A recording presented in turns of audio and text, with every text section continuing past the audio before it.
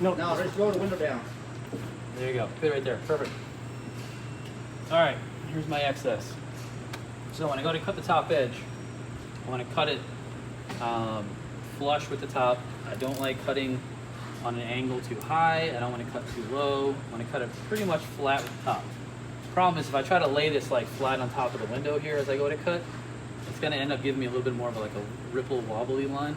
So what we actually want to do is kind of angle to where we essentially are on an angle on the glass, and then run that angle all the way across this top edge. So not flat, not straight up, about a 45, poke it and run that 45, maybe a little less than a 45, and slide that across. It's going to pull the tint tight to the edge as we run the blade through it.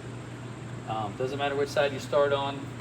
I like to use my left hand. I'm a lefty to cut with, so I like to start from the right and work to the left.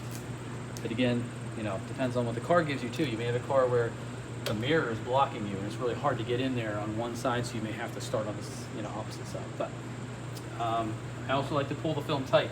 Don't just poke it in there and run it across. Hold on to the excess film that's up top here, because this is going to be wobbly as the knife comes across, and it's going to give you a little bit of a, you know, harder time getting a nice smooth cut. So I'll move across, I'll stop, I'll reach over, grab more film, and kind of pull it taut as I cut more, and then I'll finish cutting out the edge. So I do stick the blade out a few clicks on this one. I'm going to grab it, I'm going to pinch it and pull it tight to the corner.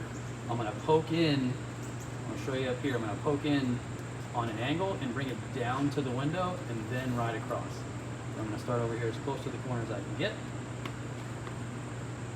Poke in, down to the window.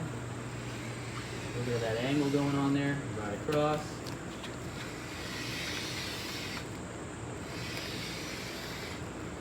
Now for the very end, I'm going to hold it into the corner with one hand and run the blade over there to get a nice clean cut.